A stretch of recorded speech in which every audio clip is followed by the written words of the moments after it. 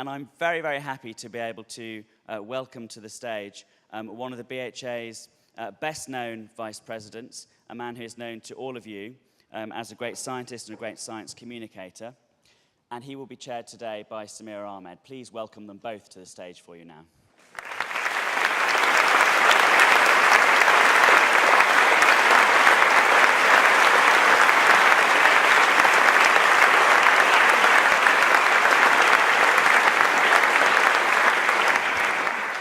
Welcome to you all, and especially to Professor Richard Dawkins, who, as many of you will know, is Vice Chairman of the British Humanist Association. Now retired from Oxford University, so an emeritus professor. He was its Professor for Public Understanding of Science for 13 years till 2008, and his work as an evolutionary biologist here has engaged a global and, crucially, a general public with such best-selling books as The Selfish Gene and The Blind Watchmaker. As the man who popularized the concept of the meme, his often controversial interactions on social media, notably Twitter, and the memes that have resulted from some of his pronouncements have been interesting to watch too, and I'm sure we'll talk about them a bit. His book, The God Delusion, has sold more than 2 million copies and been translated into 31 languages, and it has been a prominent part of his campaigning. It's been directly linked to a significant rise in the number of self-declared atheists in the United States, where the Richard Dawkins Foundation campaigns particularly actively against religion in public life and in politics. And Professor Dawkins' book, The Magic of Reality, aimed at children, is part of his focused campaigning against religious schooling, which he regards as child abuse. And Professor Dawkins' public debates with religious leaders, such as the former Chief Rabbi of England and Wales, about the existence of God, illustrate his commitment to promoting atheism and taking on those debates publicly. So I'll be interviewing Professor Dawkins first, and then we will have plenty of time for questions. And I've just got to load my questions, sorry. Go. You took on campaigning against religion about the age when many people start planning on just retiring and kind of making peace with those issues. So why did you get active in the last 10 years? It's been a lifelong, it's been a lifelong thing. I mean, I wouldn't say that I started recently. The God Delusion is a relatively recent book, but really all my books are implicitly atheistic. The God Delusion is rather more explicitly atheistic. Why on earth would you stop just when you reach retirement age? And it seems to me to be every bit as important now as it ever was. And I want to go on to the end, which I trust will be a long time hence.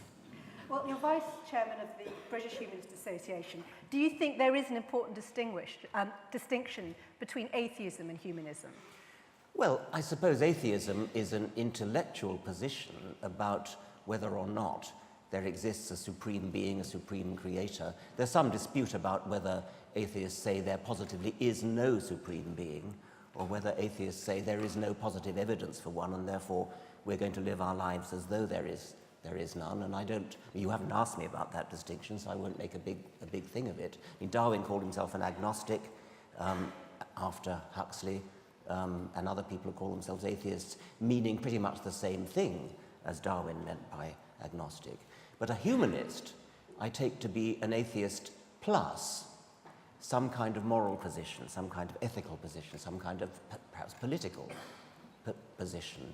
So we are not only atheists. If we're humanists, we are atheists who take a moral stand based upon rationality, based upon rational moral philosophy, on rational ethics. So we take our atheism further and bring it into the political and the social arena. And I think it is a very important distinction. And I wonder if, particularly if one looks at America, atheism has always been a dirty word there, and it's been associated very much historically through the Cold War with communism.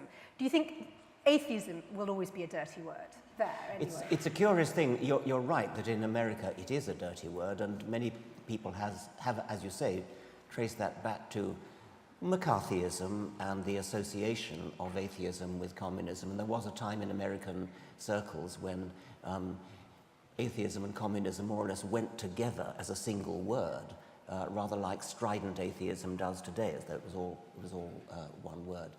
So atheism still is a dirty word in America, and various people in America have sought to use just another word for exactly the same thing, like non-theist or bright or something like that.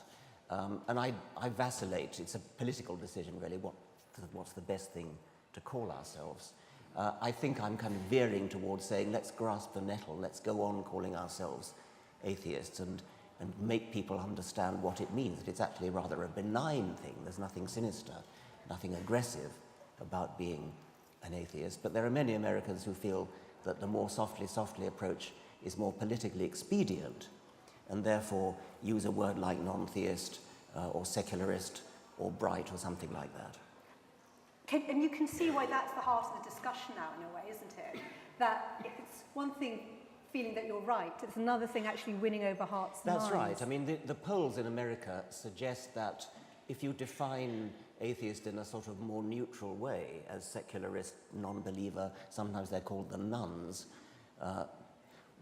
then you find about 20% of Americans fall into that category. But if you define it as if you use the word atheist, then it drops to about 2%. So just simply changing a word for exactly the same thing.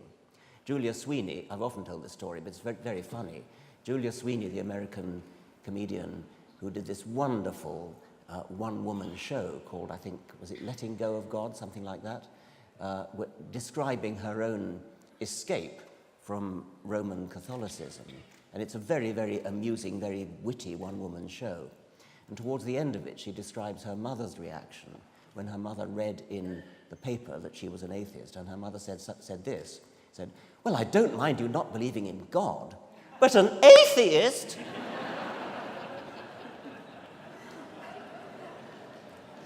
You are especially active in the USA with the Foundation for Reason and Science. Is America, in a way, your priority? And should it be a priority for humanism, do you think? Well, there's a lot to be said for making it a priority. It is an extraordinary anomaly, what you've just raised, that atheism is a dirty word in America. Theism is big business in America in a way that it isn't here, and that's an interesting point in its own right. We've recently had in George Bush a president who avowedly talked to God and let God tell him what to do, including invading Iraq. We have a country in which there's constant, in effect, cultural warfare over religion, where I'm told by my American friends that when you move to a new town in America and you go to a party, absolutely the first question you're asked is, what church do you go to? You can't imagine that happening here. So there is a difference. There is a sense in which perhaps our efforts need to be concentrated in America rather than Britain. But actually on the world stage, it seems to me that our efforts need to be concentrated in the Middle East, in places where religion is more than just a sort of cultural battle, but actually is a physical, violent battle where people are actually being killed because of futile and footling distinctions between one religion and another. I mean, do you have a view on what sort of action one can take?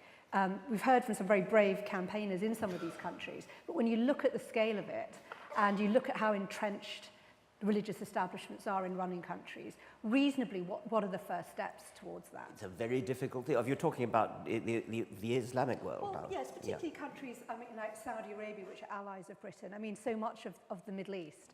Even if you didn't have the current crisis with ISIS, and I wonder what your view is, someone with a position of such authority in the world of humanism, about how some of the people in this room could think about trying to help bring about change. I derive some comfort from talking to people in this room who come from this area, who tell me, and I hear it again and again, that the number of people who are dissenting from the predominant religion of that region is much greater than any of us on the whole realize. And that there is an underground movement, there is an undercurrent going on, and it could be one of those cases where there might be a critical mass, where enough of such people come out that it ceases to be dangerous to do so. Well, tell me about coming out, because this is a big part of your campaigning, but it doesn't feel like it's practical in so many of these countries yet, when you look at the level of authoritarian crackdown on any form of dissent. That's right, and that's why I use the phrase critical mass, because there does come a point when enough people dissent from the ruling majority that the ruling majority no longer exercises the power that it at present does. If everybody believes that they're the only one who is an unbeliever, then they're afraid to mention it. But if there were some way in which they could secretly know that there are lots and lots of other people. I mean, I get this in a small way when I going back to the United States now. When I go on a lecture tour, I tend to concentrate wherever possible on the so-called Bible Belt. I tend to go to the Deep South, and what I find there is that, contrary to what many people expect, I get my most enthusiastic receptions in the Bible Belt. And just a second thought immediately tells you why. The sort of people who come to my lectures and the lectures of people like Christopher Hitchens are beleaguered. They feel threatened by the society in which they live. And so when somebody like me goes there, I will fill a hall with 2,000, 3,000 people. And the point is, for me, is not what I can tell them. The point for me is that they see each other in a great big hall, and they realize, I'm not alone after all. I thought I was. So I see myself as a lightning rod to bring people together and recognize their existence. And I'm hoping that, I mean, of course, in America, they're not actually physically endangering themselves by doing so. But there could be something similar in the Islamic world. Perhaps the internet could be a major force for informing and then empowering people, because it's relatively hard for an authoritarian government to police the internet. I mean, they try, and to some extent they succeed. But I think that it's going to get harder and harder to do that, and so it's possible that the internet may be one of our biggest weapons. Okay, well, we'll talk about the internet more later. I want to talk a bit about education. You've spoken very forcefully against religious schooling as brainwashing and indeed child abuse. The US has a secular schooling system, and yet it has far higher religious belief among its population than the UK. And I know that the UK is its own little area, but the UK has faith schools, and I wonder, is the principle of a secular schooling system necessarily a solution? I mean, is America's education system better? Well, the paradox has been noted that in places like Britain, where we do have an established church and where we have faith schools sponsored by the government, supported financially by the government, we are a relatively unreligious country, with the notable and sinister exception of Islam. But as far as Christianity is concerned, in this country, Christianity is dying. Do you really think that, given the rise of schools which are promoting creationism? I mean, there's a great deal of concern about new Christian fundamentalism. There is a certain concern of the rise of neo-fundamentalism in Britain. The figures show, if you compare, for example, the 2001 census in Britain with the 2011 census, in 2001, the census published that there was something over, I think it was about 72% people called themselves Christian in Britain. And then in 2011, that had dropped, I think, to 54%. I may have got the figure slightly wrong, but it's approximately a drop of about 20%. And that doesn't tell the whole story. My British foundation, the Richard Dawkins Foundation for Reason and Science in Britain, commissioned a poll, an Ipsos Mori poll, in the very week of the 2011 census in order to get people exactly at the time when they'd actually filled in their census form. And we polled specifically people who had ticked the Christian box in the census. So these were people who had said, I am a Christian. And we asked them a number of supplementary questions to investigate actually how Christian they really are. So to test their knowledge of the Bible, for example, we said, what is the first book of the New Testament? Is it Matthew, Genesis, Acts of the Apostles, or Psalms? I think it was 39% successfully ticked Matthew. Now, these are people who advertise themselves in the census as being Christian. And it's not that they had to reach into their memory to pull out the word Matthew. They were given a four-way choice of Matthew, Acts, Genesis, and psalms. Is that still a fair argument to bring up? I mean, I take your point about whether people are practicing, but in a way it's interesting that you choose to use that question now. I've only got to question one. Yeah, but I'm sure you'd find lots of... But that's the interesting about belief. It isn't always about knowing all the details of documents, is it? It's That's about why we need to go on to question 2. Which is? Go on. Well, I forget exactly the order of the questions, but they were things like, do you believe Jesus is your Lord and Saviour? Do you go to church? Do you govern your life by Christian morality? That kind of thing. We asked them, after the figure dropped dramatically from 54% who said they were Christian to something derisorily small, to the answer to the question, do you believe Jesus is your Lord and Saviour? Do you believe Jesus was born of a virgin? Do you believe Jesus rose on the 3rd day? I mean, the figures dropped, I forget exactly what to, but not quite to single figures, but almost to single figures when we asked them those questions. So then we asked, why then did you tick the Christian box? And the most popular answer to that was, oh, well, because I like to think of myself as a good person. That, ladies and gentlemen, is what we're up against. Well, people think that the word Christian means good person. It actually sometimes is used. You say somebody who's just done you a good turn, oh, thank you, you're a Christian. So that was that. Then we said, well, when you have a moral dilemma, when you have a moral question, a difficult ethical question to face, do you turn to your religion to answer it? And I think it was only 10% of the people who ticked the Christian box who said, yes, we turn to our religion.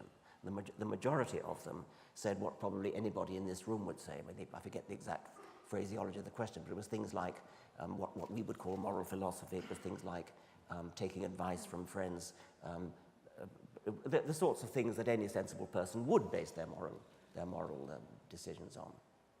So I think the outlook in Britain from the point of view of the death of Christianity is optimistic. I think it's on the way out. Do you have a time scale?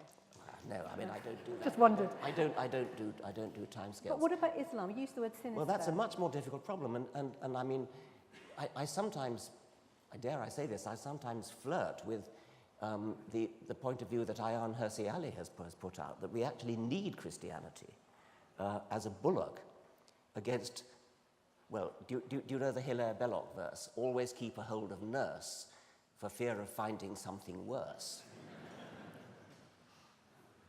Okay. Whose idea was it that you joined Twitter?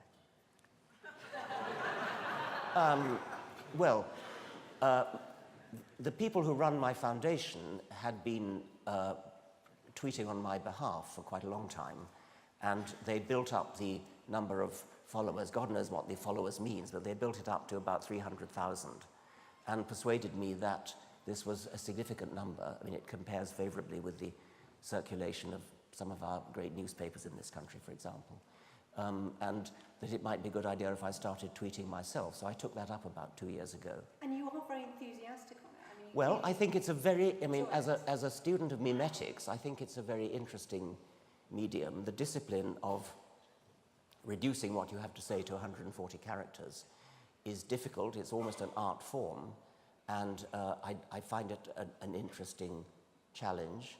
I think it's quite useful for just putting a thought out there. I think it may not be very useful, I'm positively sure it's not very useful for actually making a coherent argument. You need to do that at greater length.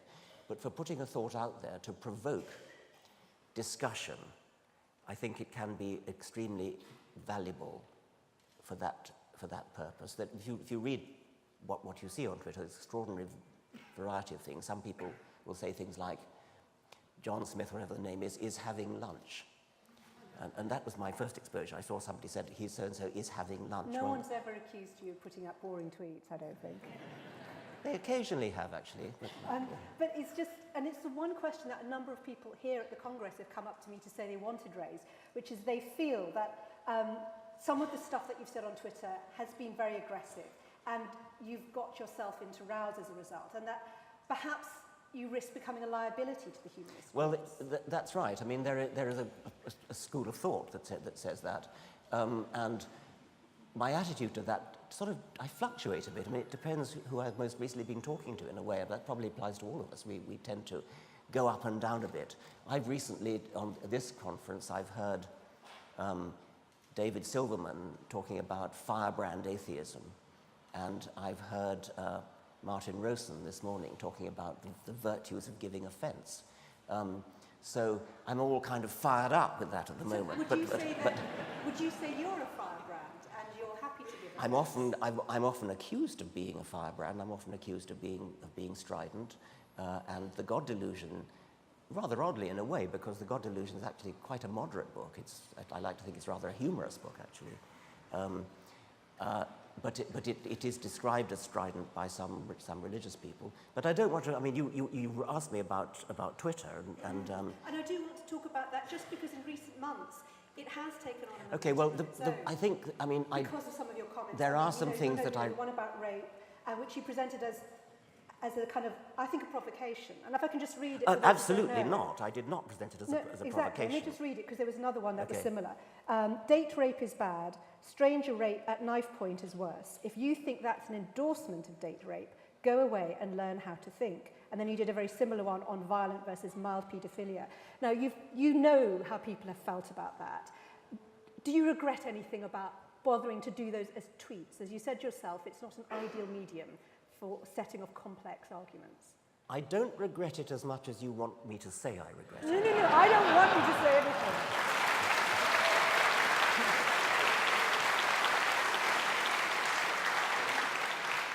There are a whole lot of things going on. I'm actually slightly sorry you raised this because I'm not sure that an audience of 1,000 humanists is that interested in this rather petty matter. But I will answer it. It's the idea of that you put these ideas out there, they cause a huge reaction, and you've seen what's happened, and your thoughts now about this whole thing. Let's take the first one. Date rape is bad. Violent rape at knife point is worse. Now, the general point I was trying to make was a logical one, which was that to say that something X is bad and Y is worse should not ever be taken as an endorsement of the one that's not so bad. So if X is bad, Y is worse. You would be amazed at the number of people who take that to be an endorsement of X, to say X is okay, you can do X. Now that is logically absurd and it's pernicious. Now the next point is, why did you use rape rather than, somebody said, why didn't you say slapping somebody around the face is bad, breaking their nose is worse? I could have said that. It would have been completely pointless because it's totally obvious. And actually, the general point is totally obvious. But you would be astonished at the number of people who I've seen on Twitter who, when I've said that anything is bad, something else is worse, they will take it as an endorsement. It came up with paedophilia when I said mild paedophilia, by which, of course, I meant relatively mild paedophilia. I mean, this is a comparative statement. Relatively mild paedophilia is bad. Violent buggery is worse. Now, can anybody see? I mean, I myself, as probably many people in this room, have been the victim of mild paedophilia. Well, basically, you were abused at school. A teacher at school sat me on his lap, put his hand inside my trousers, and fiddled for about half a minute. Now, I said that that is not as bad as being violently assaulted, raped, perhaps something that would scar you for life. It's not as bad as this 15 seconds or 30 seconds, whatever it was that I endured, not as bad as somebody who gets raped by their father, say, every week for 5 years. Now, that is truly traumatic. That is a horrible, horrible, hideous thing to happen. And yet I was being accused of downplaying, denigrating the horror of paedophilia by saying that when a man put his hand inside my trousers for half a minute, that wasn't the worst thing that ever happened to me. Of course it wasn't the worst thing that ever happened to me. But when somebody is raped every week by his father or by his uncle or by his grandfather or by somebody like that, that very probably is the worst thing that ever happened to them. Now, if I were to say that my 30 seconds of unpleasantness was the worst thing that ever happened to me, I could just imagine the chorus of people who really did endure the horrors of violent paedophilia say, how dare you big up your trivial 30 seconds of horror, and how dare you do that and thereby make light of the awfulness that happened to me. I suppose the reason I raised it was not because I expected you to explain it in detail. It was because people wonder why raise it there. Because it looked like you were trying to show something about logical thinking. I'll tell you why. I was trying to say something about logical thinking, but that logical point doesn't raise its silly head in neutral cases like X and Y, and in cases like giving somebody a slap around the face as distinct from breaking their nose. It doesn't raise its head with that. It does raise its head when you're talking about rape and paedophilia and possibly nothing else. Do you think... Let me finish. Therefore, I wanted to make the point that we are rationalists, we're humanists, we're skeptics, we're atheists.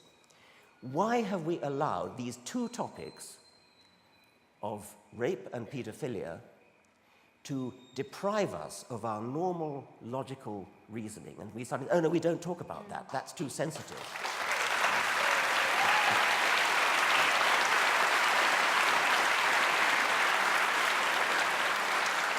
And I wrote this up on an article in my website, and I began with a fairly long introduction on the discipline of moral philosophy and how moral philosophers will take what may be painful cases. For example, a moral philosopher, a typical case might be, why don't we eat human roadkills? Typical moral philosophic dilemma. The person is dead already, so you're not killing in order to eat, whereas when you eat a cow, you do kill in order to eat. And you can, since you're doing philosophy, you're allowed to make the thought experiment as far-fetched as you like, and so you can say, this roadkill is unknown, he has no family, nobody to grieve for him, it's perfectly good meat, why not eat him? Well, I don't think you should, but it's the kind of thing that moral philosophers do. Moral philosophers talk about a dilemma such as there are 2 miners trapped underground, and it would cost $1 million to rescue them. And that $1 million could be spent on feeding goodness knows how many starving people. Do we spend the $1 million on rescuing the 2 miners, or do we instead leave the 2 miners to die and go and save thousands of lives? Again, I think we should rescue the miners, but it is a question that moral philosophers ask. Moral philosophers don't say, oh, you mustn't talk about that, it's too sensitive. And you still feel that way? There are no no-go areas for you still, despite the experience you've had on Twitter? I think that's right. I mean, insofar as there is a no-go area, it would be because I've learned that there are enough people on Twitter who will react in an emotional way to something which is supposed to be, which is attempting to be a purely rational discussion. If we're not rational in this room, what the hell are we? Okay.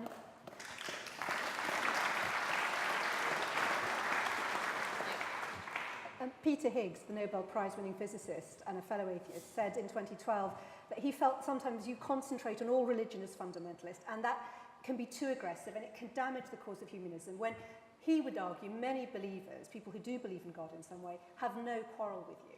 Do you think he has a point? Yes, I mean, I think he's a great man, he's a great physicist.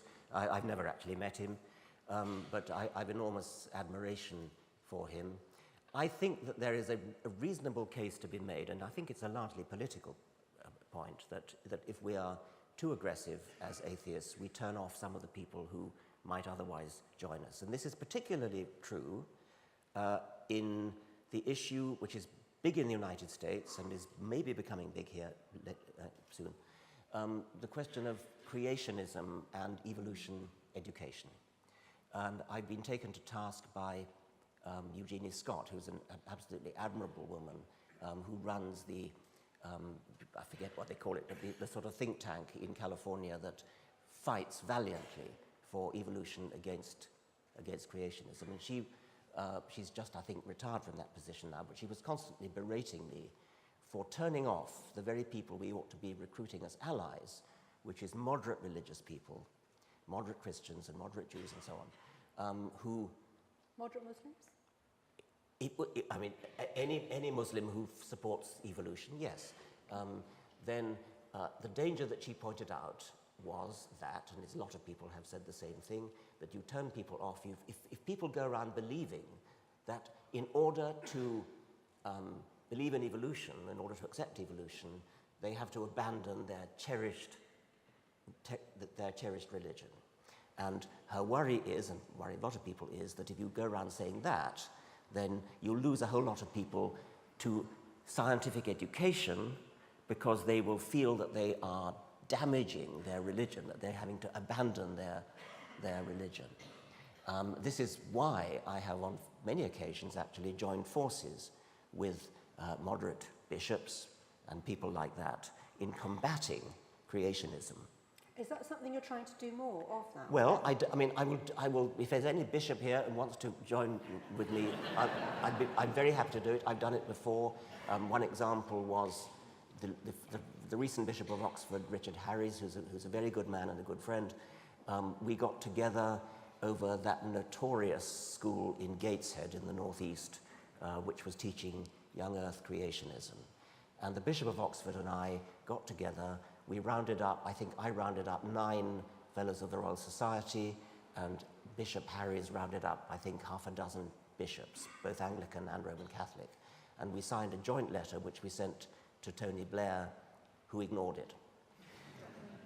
So that's the kind of thing that I'm extremely happy to do. But to go back to the point about people who fear to embrace evolution because they fear that that will be the death of their religion. I do have a slightly mischievous take on that, which is if there are a lot of people in America who believe that, a lot of people in America who've been indoctrinated to believe that evolution is tantamount to atheism, we can prove that evolution is true. We've got the evidence. The evidence is absolutely cast iron. And therefore, if we persuade such people that evolution is true, maybe that will turn them into atheists. Okay.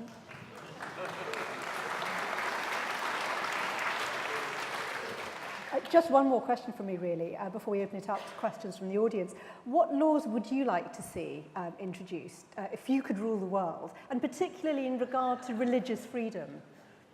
Well, when you said earlier that I was passionately against religious education, that's actually not quite true. I mean, in schools, I should have said. Yes, but no, I'm actually in favour of religious education in schools, but that's very different from religious indoctrination. Right. So I think that it is. I mean, when we found that result that only 39% of so-called Christians in the country can identify Matthew as the first book of the New Testament. I actually was rather shocked at that because it seems to me to be it's part of our culture, it's part of any person's education in this country, that they should know something about the Bible. You cannot appreciate European history unless you understand about Christianity and the Crusades and battles between Protestants and Catholics and things like that. You can't appreciate English literature unless you can take your allusions to biblical references, because there's so much of the Bible in literature. I mean, the Bible vies with Shakespeare as a sort of origin of common phrases that we all use and don't realize where they come from. And because, like Shakespeare, from roughly the same period, the King James Bible is actually rather beautifully written. So in a world ruled by Richard Dawkins, everyone would know the Bible, they would understand the history of religions as a sort of anthropological, cultural cultural, historical, literary. But that, of course, is poles apart from indoctrination, where a child is told, you're in a Catholic school, you are a Catholic child, you believe this nonsense here. I mean, that's what you'd like to change, presumably, an end to faith schools? I would like to abolish faith schools in the sense of schools that are run by particular churches, particular denominations, which indoctrinate children in a particular religion, which are remarkably effective. I mean, the reason why there's so much bloodshed and violence in the Middle East is precisely because young children have been indoctrinated from the cradle upwards, and they've been sent to madrasas, they've been taught nonsense, and they've been told this is Holy Writ, they've been told that you've got to believe this. And people really do believe it. As Sam Harris said, the thing to understand when you're talking about people like suicide bombers, these people really believe what they say they believe. And the reason they really believe what they say they believe is that they were told it as children at a vulnerable age. And the evidence that they do really believe it seems to me undeniable. The other big thing I have about children, and I've become almost a bore about this, is labeling of children.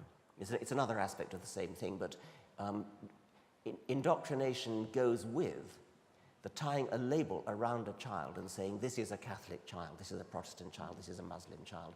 And what really pisses me off about this is that it isn't only done by the religious. We all do it. It's part of our culture to label a child. We see in the newspapers in Northern Ireland Catholic children on their way to school being stoned by Protestants, or Protestant children on their way to school being stoned. The newspapers, which are not run by religion, it's not religious propaganda, it's simply accepted that there is such a thing as a Catholic child. No, there isn't. There's a child of Catholic parents. Don't ever talk about a Catholic child, a Protestant child, a Muslim child.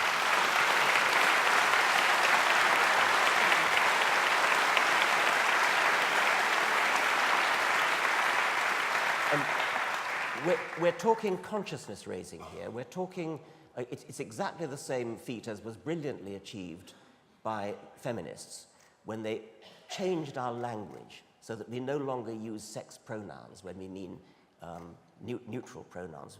We no longer use a phrase like one man, one vote. There's no law against talking about one man, one vote, but we've all had our consciousness raised. We don't do it anymore. If you hear somebody talking about one man, one vote, you flinch, you wince. We all do it, rightly so.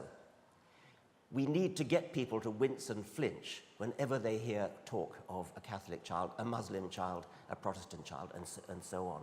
That's consciousness raising. And that, I think, is the single biggest thing I want to do, is raise consciousness. And one way to do it in the case of labeling children is to say, there is an existentialist child. There is a postmodernist child. We don't do that, and if anybody did it, we would be shocked. We don't even say, there's a humanist child, at least I hope we don't.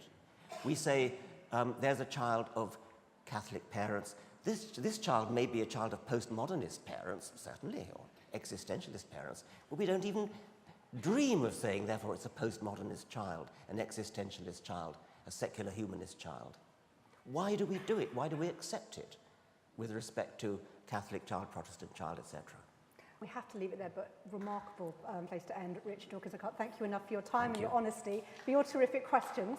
I think a big round of applause for our guests.